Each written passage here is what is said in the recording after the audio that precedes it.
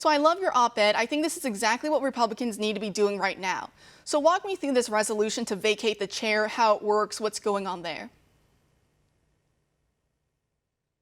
Well, because Nancy Pelosi had the rules changed when she got the majority, it makes it very, very difficult to remove her, which is probably no surprise to you or anybody that's watching. So what we have to do is we have to go through the Republican conference. We need to convince everyone there that we should remove Nancy Pelosi, but only the minority leader, in this case Kevin McCarthy, or the majority leader, Steny Hoyer, can make that motion. So we actually engaged in that debate today, and we didn't have a full quorum there, so we actually couldn't take the vote. But I think most everybody agrees that Nancy Pelosi has to go. We need her to be removed from office. She needs to be gone, whether it's through election or to be removed.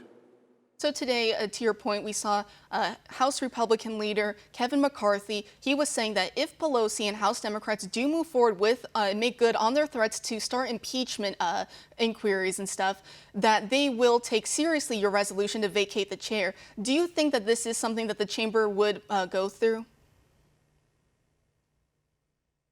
Yeah, so I believe very firmly that if Pelosi does invoke impeachment and puts a committee together, that Mr. McCarthy would immediately request that she vacate the chair, and we'd go through the process on the floor of the House.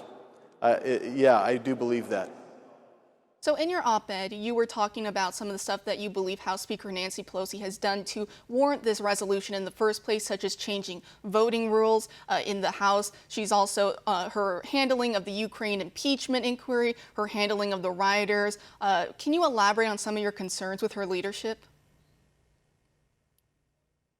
Yeah, so if we go right back to the very beginning, I mentioned to you that she changed the rules to protect herself so that she wouldn't be subject to being removed like anybody else. That was just one of the many rule changes that she invoked at that time.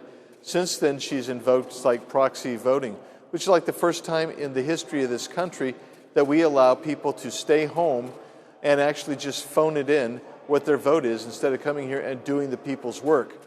And I would say up till now, since she's invoked that rule, as far as I know, it's only been Democrats, with the exception of one Republican, that has invoked that. So she's changed the voting rules, so she's undermined the very aspects of the institution, and those are just some of the rules that she's invoked. Then when you start looking at how she's gone after President Trump, it has not been with decorum and respect, but she invoked a report that they knew was flawed to begin with to set up the impeachment hearings. And so when they did that, what she did is basically emasculated and turned and weaponized the impeachment process. And that's not what it was meant to be. And now when she says that she wants to impeach President Trump, her rhetoric indicates that she's willing to weaponize it further, because her rationale there is simply this. President Trump wants to appoint, as is his right, but not just his right, but his obligation under the Constitution, someone to fill the vacancy left by Ruth Bader Ginsburg's passing. So when that happens, what you've done is you've weaponized every rule, every aspect of this institution for political purposes. And nothing undermines a constitutional republic more than something like that, is where you basically kill your institution. And I believe that's what she's done.